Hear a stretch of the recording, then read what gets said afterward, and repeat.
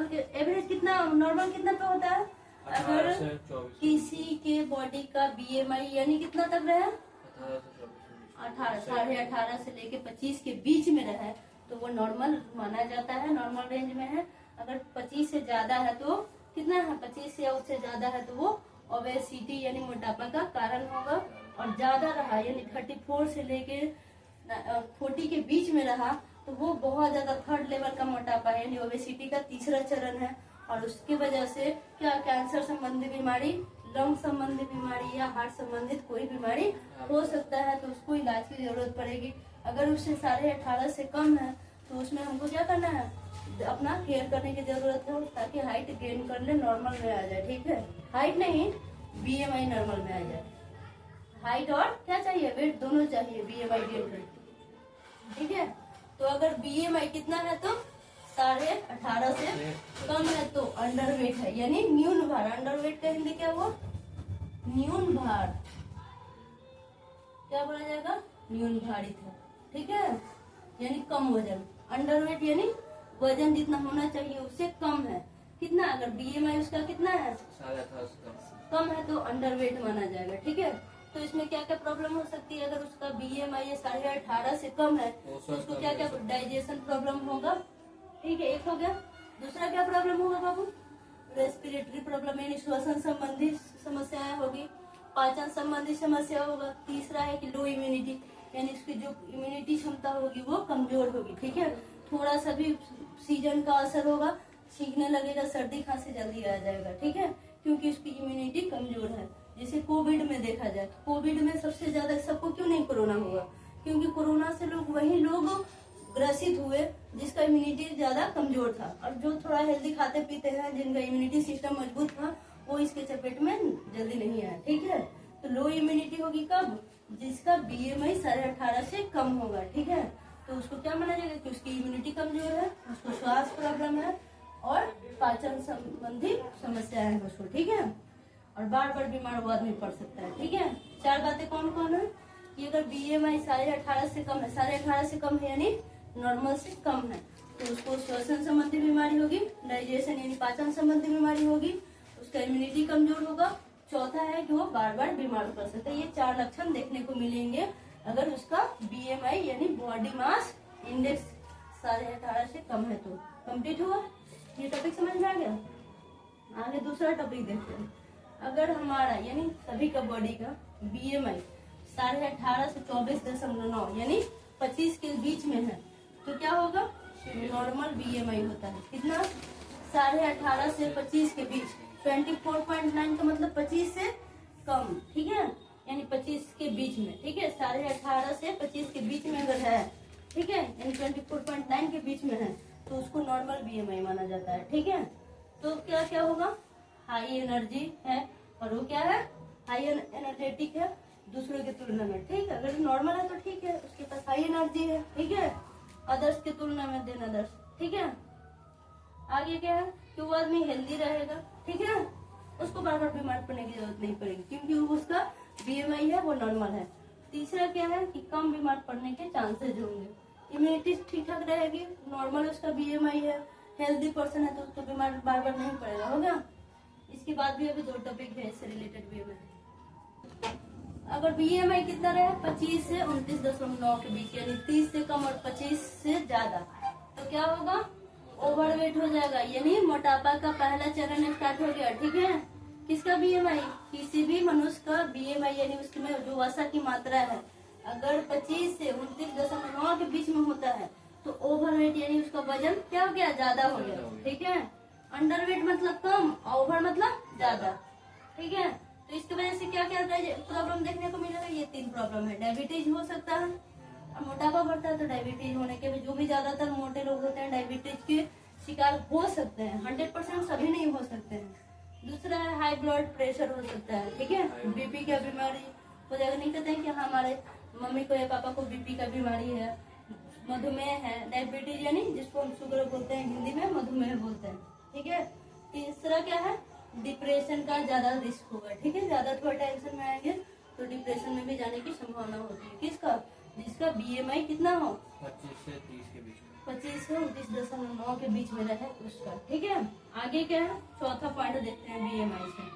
अगर 30 से लेकर 34.9, ठीक है, यानी 35 से कम या 35 के ऊपर होगा तो ओबेसिटी यानी मोटापा का शिकार हो जाएगा। पूरा मोटापा कहा जाए कि हाँ मोटापा आदमी का आ गया। इसमें क्या होगा, हार्ट एंड लंग संबंधित बीमारी होगा। कौन सा, या तो दिल कहते हैं ना कि उसका हार्ट का बीमारी है, हार्ट पेशेंट है, या फेफड़ा संबंधित कोई बीमारी हो। लंग्स मतलब फेफड़ा और हार्ट मतलब क्या होता है, हृदय। ठीक है, यहाँ तक कि कैंसर के भी चांसेस हो सकते हैं। ठीक है, अगर बीएमआई नॉर्मल है तो ठीक है, अगर नॉर्मल से ज्यादा है तो ओवरवेट है, नॉर्मल से कम है तो अंडरवेट, और ज्यादा ओवरवेट है तो मतलब क्या, अगर बीएमआई नॉर्मल से ज्यादा है तो ओवरवेट, और इसकी वजह से diabetes, high blood pressure, depression के भी शिकार होंगे।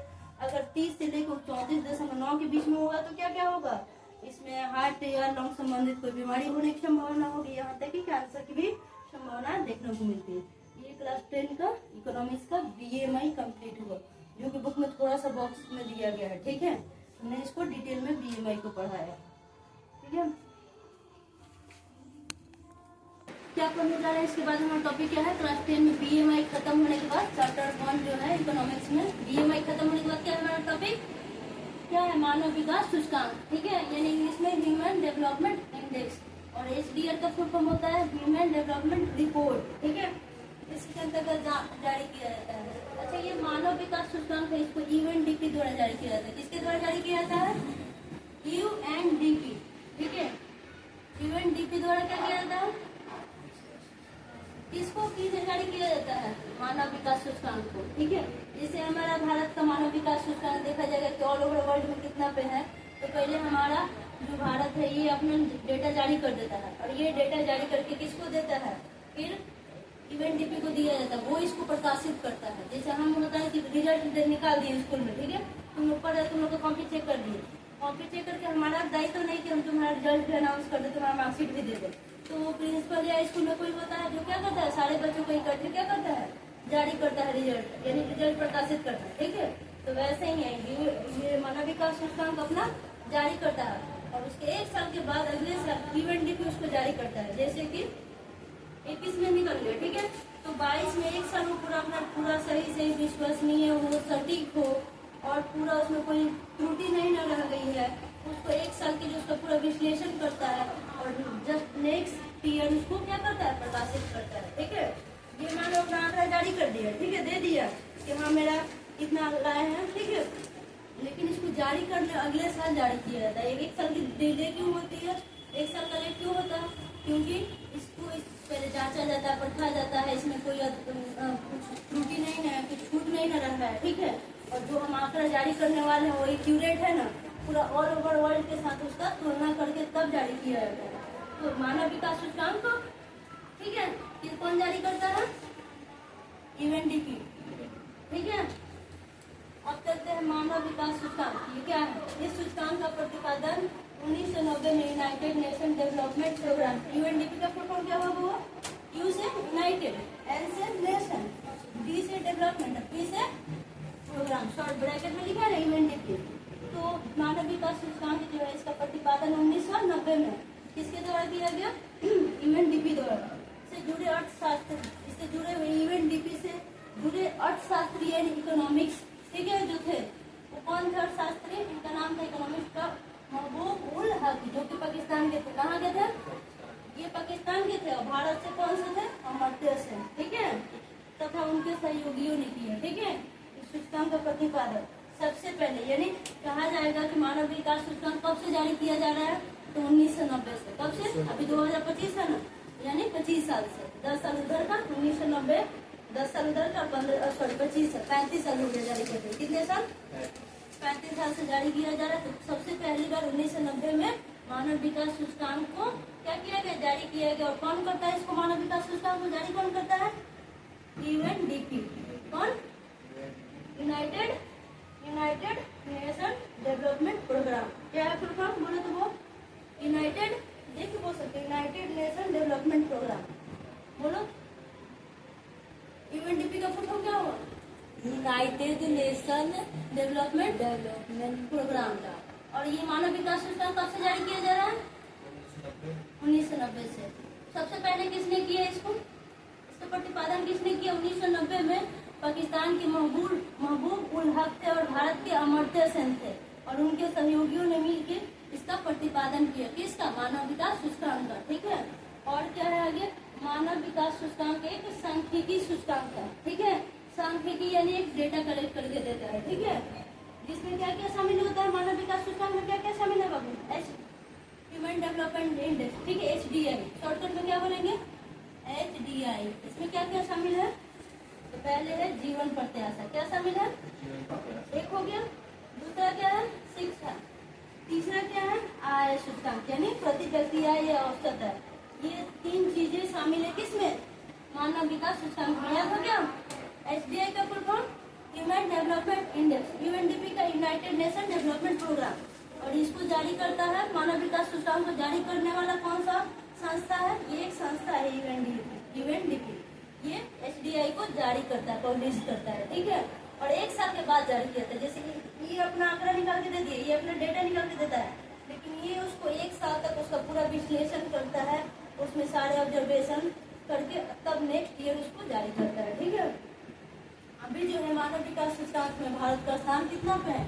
134वां, 134th रैंक है ऑल ओवर वर्ल्ड में, यानी 1 से 91 देशों के में हमारा भारत का जो रैंकिंग है 134वीं है। कितनी है?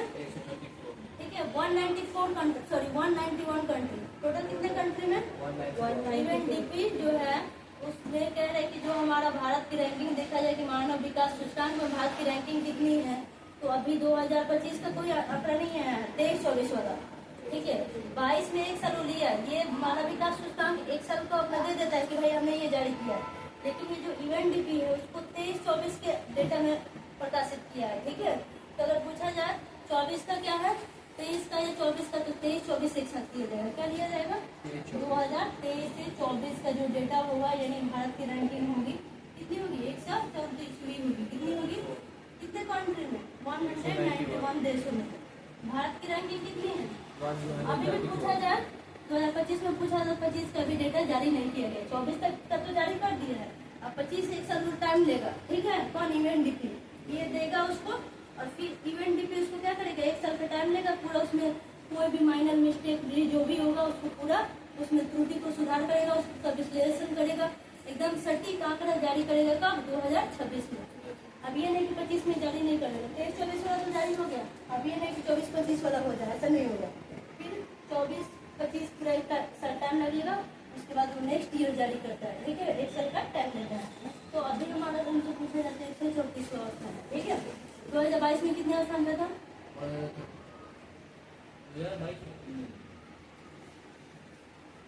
2019 में 129 स्थान पे था। भारत की रैंकिंग क्या थी? तो 2019 में बताया ना 189 देश के, अभी तो 1 से 91 देशों के बीच में है।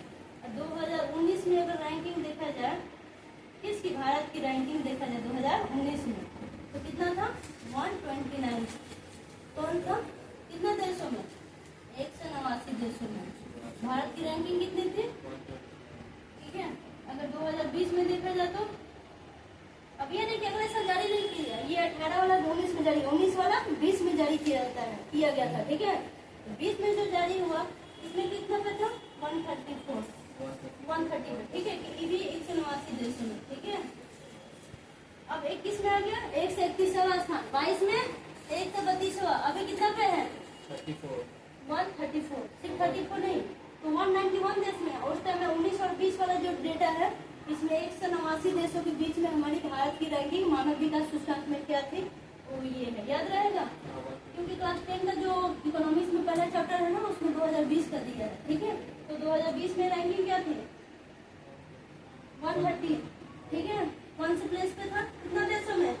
189 देशों में। ठीक है, और 19 का पूछ दे, बाय द बोर्ड एग्जाम में पूछ दे, क्योंकि बुक में 20 तक का दिया है। ठीक है, अभी जो बुक है कितना का? 23-24 का बुक है। ठीक है, पब्लिशिंग, तो उसमें 2020 का डेटा लिया है, तो हम 2019 भी बता दिए, 20 भी बता दिए, आगे 22 वाला भी बता दिए, 23 वाला भी बता दिए, 23-24, 18-19, 19-20, 20-21, 31वां स्थान। कितना हम बोले हैं? 2020 से 21 के बीच में क्या है? 2020 से 21 क्यों ले रहे हैं कि 1 साल में टाइम लेता है ना, 134। ठीक है, उसके बाद वाले में 21 से 22 वाला को क्या लेंगे बाबू? 21 से 22 में क्या स्थान है? 132, ठीक है, और इसमें 130, ठीक है। और आ जाएंगे किस में? 22 के बाद 23-24 में 134वां स्थान। अभी प्रेजेंट का डेटा यही है, ठीक है। 134वां रैंक है हमारे इंडिया का ऑल ओवर वर्ल्ड में, यानी ऑल ओवर वर्ल्ड में नहीं, 191 देशों के बीच में, ठीक है। ये हमारा क्या है? मानव विकास सूचकांक। यूएनडीपी के बारे में अभी हमने पढ़े कि कब इसको रिपोर्ट जारी किया गया? 1990 में। संयुक्त राष्ट्र द्वारा पहला मानव विकास सूचकांक जो है कब जारी किया गया?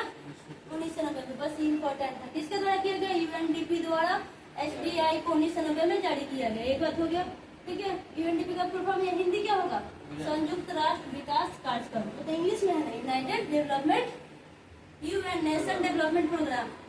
यूनाइटेड नेशन डेवलपमेंट प्रोग्राम वो इंग्लिश में है, और उसका हिंदी क्या होगा? यूनाइटेड मतलब संयुक्त, नेशन मीन्स राष्ट्र, डेवलपमेंट मीन्स विकास, और प्रोग्राम मीन्स कार्यक्रम, ठीक है। द्वारा प्रकाशित किया जाता है। बात वही है, उसी को थोड़ा हिंदी में लिख दिए। आगे क्या है? मानव विकास सूचकांक का उसका मान कितना होना चाहिए? कितना तक हो सकता है मान? कितना? 1.0 का मतलब 1 ही हुआ। कितना हुआ? हाईएस्ट वैल्यू कितना होगा? मानव विकास सूचकांक का हाईएस्ट वैल्यू 1। अगर किसी कंट्री का ये जो मानव विकास सूचकांक का वैल्यू जो आ रहा है अगर 1 है या लगभग 1 के करीब में है तो सबसे विकसित में आएगा, ठीक है, यानी अच्छे आय वाला देश में है, ठीक है। हमारा जो भारत है मध्यम आय वाला देश में आता है, ठीक है। लेकिन अगर किसी का तो अभी किसका है रैंक 1? किसका है? नॉर्वे का। किसका? 2020 के डेटा में, जो 2020 वाला है ना बुक में, तो 2020 में नॉर्वे का स्थान पहला था, 29 में, 2019 में भी था, 2018, 2019, 2020 तीनों में नॉर्वे रैंक 1 पे था, ठीक है। क्योंकि उसका जो एसडीआई का वैल्यू होगा, हाईएस्ट वैल्यू था, वो लगभग 1 के करीब था, ठीक है। जिसका 1 या 1 के करीब थोड़ा सा कम रहा वो सबसे अच्छा आय वाला देश माना जाएगा। हमारा भारत किस में आता है? अगर 134वां रैंक है तो समझ जाओ 1 पे तो है नहीं, तो मध्यम आय वाला देश हमारा भारत हो जाएगा, क्योंकि इसकी जो मानव विकास सूचकांक है भारत का, उसका रैंकिंग कितना है? 134th रैंक पे है, ठीक है। ठीक है, क्या इसमें मानव विकास सूचकांक में क्या देखने जा रहे हैं? मानव विकास सूचकांक। एक तरफ मानव विकास सूचकांक है, दूसरी तरफ क्या है हमारा? मानव विकास के मामले में देशों की स्थिति, किस देश की क्या स्थिति होगी, इससे हमको पता चलता है कि कौन सा देश कितना में आएगा, ठीक है। अगर कितना रहे इसका जो वैल्यू है मानव विकास सूचकांक का जो मान है, अगर 0 से लेके 0.55 0 से कम रहे, 0.55 का मतलब 1 से कम, ठीक है। 0.55 मतलब आधा से थोड़ा सा ज्यादा और 1 से कम, ठीक है। तो अगर इतना के बीच में रहे तो निम्न मानव विकास वाला देश माना जाएगा। कौन माना जाएगा? 2019 में और 2020 में नाइजर इसमें था। 189 देशों में नॉर्वे का पहला रैंकिंग था, और नाइजर हमारा जो नाइजर देश है उसका रैंकिंग कितना था? 189 था। समझ में आ रहा है? कहने का मतलब 1 रैंक पे कौन था? फर्स्ट रैंक पे कौन था 2019-20 की? क्योंकि बुक में 19-20 का ही डेटा है, तो 1 रैंक पे कौन था बाबू? नॉर्वे। और टोटल कितने देशों के बीच में जारी किया गया था? टोटल कितने देशों का?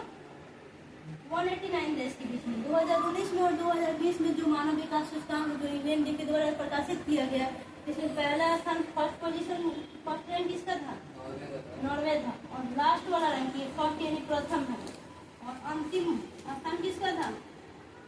अंतिम किसका था बाबू? 189वां स्थान किसका था? नाइजर का। नाइजर का 9 से नाइजर, 9 से नॉर्वे, ठीक है। तो फर्स्ट नॉर्वे पहला रैंकिंग पे था, जबकि हमारा नाइजर 19 में भी, 2019 में भी, 2020 में भी ये लास्ट रैंकिंग पर था नाइजर, और हमारा नॉर्वे पहला रैंकिंग पे था, ठीक है। तो अगर यहाँ पे समझो, हेलो यहाँ देखो, अगर किसी भी देश का यानी क्या होता है मानव विकास सूचकांक का जो वैल्यू होता है 0 से लेकर 0.55 0 से कम है तो क्या मानेंगे? निम्न मानव विकास वाले देश, ठीक है। दूसरा क्या है? अगर ये वाला चीजें यहाँ लिया गया, ठीक, ये यहाँ पे दिख रहा है 0.55 0 से लेकर 0.700, ठीक है, यानी 1 से कम नहीं है। अभी 1 यहाँ पे आगे पूरा हुआ है, 1.0 यानी 1। अगर 0.55 0 से लेकर 0.700 से कम है तो मध्यम मानव विकास वाला देश है। अगर किसी भी देश का हम क्या निकालेंगे? मानव विकास सूचकांक का वैल्यू निकालेंगे, मान निकालेंगे। अगर उसका मान इतना के बीच में आ रहा है तो मध्यम विकास वाले देश के श्रेणी में आएगा। तो हमारा भारत इसी के बीच में आता है हमेशा रैंकिंग, ठीक है। 6.33 और 6.44 2000 लास्ट का जो डेटा निकाला गया हमारा भारत का कितना था वैल्यू, मानव विकास सूचकांक का जो वैल्यू है, मान है, वो लास्ट जो 134वां स्थान है ना, रैंक तो है 134, लेकिन उसका मान कितना है, वैल्यू पूछे तो वैल्यू अलग होता है, रैंक अलग होता है। पूछा जाए कि 2024 में मानव विकास सूचकांक जो जारी किया उसमें भारत का रैंकिंग क्या था, तो 134वां 134th रैंक था, लेकिन उसकी वैल्यू क्या थी, तो 0.644। कितना थे, 0.64, तो किसके बीच में है, इसी के बीच में आया ना, 0.644, ठीक है। तो ये 0.700 के बीच में हुआ, तो हमारा भारत किस में आता है, भारत किस में आएगा, भारत इसमें आएगा, मध्यम मानव विकास वाले देश। और भारत के कुछ पड़ोसी देश भी इसी कैटेगरी में आएंगे, ठीक है। इसके बाद देखते हैं 0.700, ठीक है, 700 से लेके 0.800, क्या बोलेंगे इसको, 800 नहीं बोल देंगे, पॉइंट के बाद जो भी डिजिट होता है उसको जो कहते हैं पढ़ा जाता है, उसे भी रीड किया जाता है, 800। तो 0.700 से लेकर 0.800 से कम होगा तो उच्च मानव विकास वाला देश माना जाएगा, ठीक है। हमारा भारत इसमें अभी तक नहीं आया है, ठीक है, इसी के बीच में रहा है उसका मान, ये मान है, और वो रैंकिंग और वैल्यू में अंतर होता है। अब देखते हैं 0.800 से लेके अगर 1 तक मिला है, कहाँ तक, 1.0 का मतलब 1, ठीक है। तो 0.800, ठीक है, यानी 0.800 का मतलब 0.8 से लेके 1 तक रहा तो कितना माना जाएगा, बहुत उच्च मानव विकास वाले देश, कितना में माना जाएगा, विकास वाले देश। अब नोट में भी ध्यान, 2012 में मानव विकास सूचकांक जारी नहीं किया गया था, ठीक है। कब नहीं किया गया था, 1990 से प्रकाशित हो रहा है, लेकिन 2012 का डेटा जारी नहीं किया गया। सूचकांक खत्म हो गया, ठीक है। HDI हमने कंप्लीट किया, HDR नहीं, ठीक है, HDI कंप्लीट किया, ठीक है। तो इसमें क्या, अब हम पढ़ने जा रहे हैं UNDP। क्यों UNDP क्यों यहाँ पे इम्पोर्टेंट हो जाता है, क्योंकि यही उसको प्रकाशित करता है। HDI को कौन प्रकाशित करता है, HDI मतलब ह्यूमन डेवलपमेंट इंडेक्स, हिंदी में मानव विकास सूचकांक। इसको प्रकाशित करने का काम किसको होता है, इसको, ठीक है, UNDP को। इसलिए थोड़ा सा इसकी समरी जान लेते हैं। UNDP के बारे में पूछा जाएगा ना, UNDP का मुख्यालय क्या है, UNDP होता क्या है, ठीक है। तो जाने तो कि UNDP है क्या, आखिर प्रकाशित करता है तो कुछ तो है ये, ठीक है। UNDP क्या है, संयुक्त राष्ट्र के वैश्विक विकास का एक नेटवर्क है। क्या है, वैश्विक मतलब ग्लोबल लेवल का एक नेटवर्क है, ठीक है, ठीक है। UNDP संयुक्त राष्ट्र के वैश्विक मतलब ग्लोबल, ठीक है, विकास यानी ग्लोबल डेवलपमेंट का एक नेटवर्क है, टोटल पूरा ऑल ओवर विश्व लेवल पे, ठीक है। दूसरा क्या है, इसका मुख्यालय कहाँ है, न्यूयॉर्क में है। कहाँ पे है, इसका मुख्यालय कहाँ है, न्यूयॉर्क में है। आगे क्या, UNDP क्या क्या करता है, गरीबी उन्मूलन, क्या क्या देखता है, किस किस का समीक्षा करता है, गरीबी उन्मूलन एक हो गया, ठीक।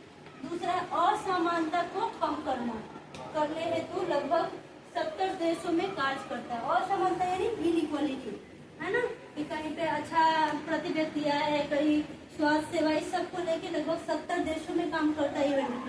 असमानता को कम करता है, गरीबी उन्मूलन को क्या करता है, ठीक करता है। ये सारे काम किसका, UNDP का। कितने देशों में काम करता है बाबू, 70 देशों में कार्य करता है।